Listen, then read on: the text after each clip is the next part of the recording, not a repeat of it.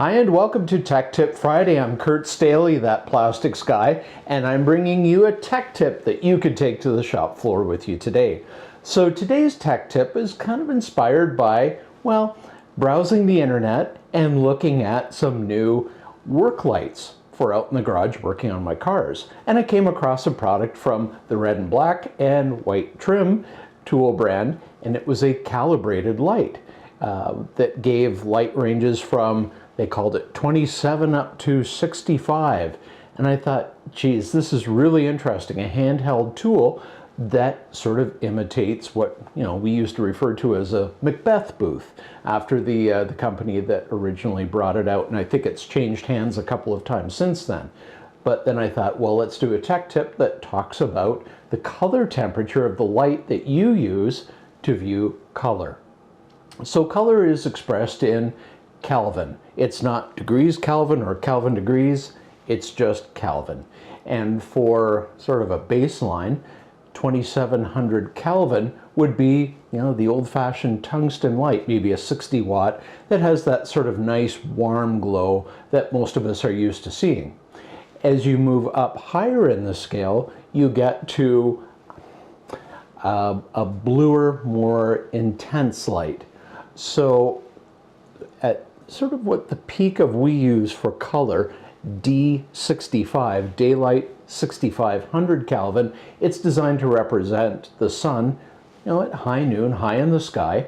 That would be a very, very bright, direct, and not warm light at all. It's quite a piercing light, actually. If you move past 6500 Kelvin, you're into, well, say fluorescent. Fluorescent might be somewhere around the 7500 to 8000 Kelvin, and it has typically a rather unpleasant green cast associated with it. So when you're looking at color, does it mean that the color itself is changing? Well, generally no, but there's an exception to that. If you have a piece of plastic or the paint on your car, for example, and you look at it in different types of light, early morning, midday, and what we call the golden hour before sunset, your car may give off a slightly different hue, and that's basically the color reacting to the light source that's hitting it, bouncing up and hitting your eyes, and your eyes are just simply measuring what they see. The paint itself hasn't changed, it's reflecting a different light source.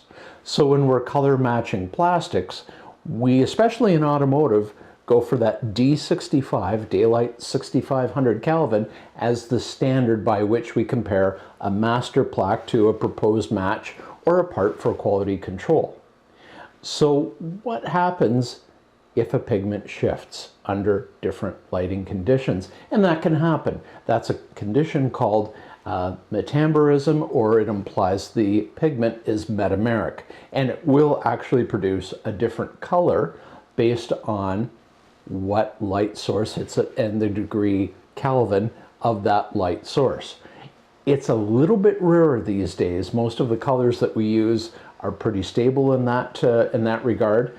But if you are an end user wanting to create a custom color, it's just something to keep in mind.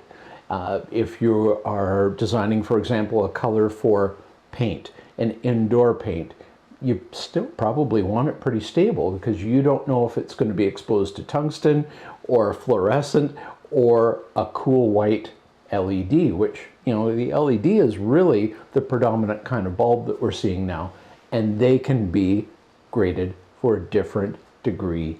Oh, almost said it. They can be graded for different Kelvin ratings. Most typically 2700 to 3200, emulating that tungsten bulb. So takeaway, when you are evaluating a color master to a proposed match, or if you're developing a color and you're looking at something else and you have a proposed match from a color compounder, a sample swatch, make sure you're using a controlled, calibrated Macbeth, or whatever the name is now, booth, preferably set to D65, so you understand how this color looks.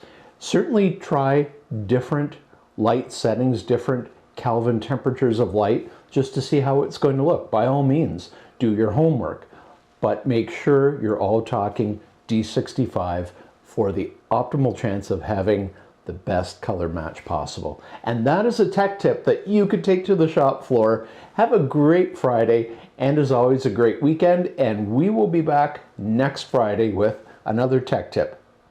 I said on a Friday. It'll be on a Friday. Take care. Bye for now.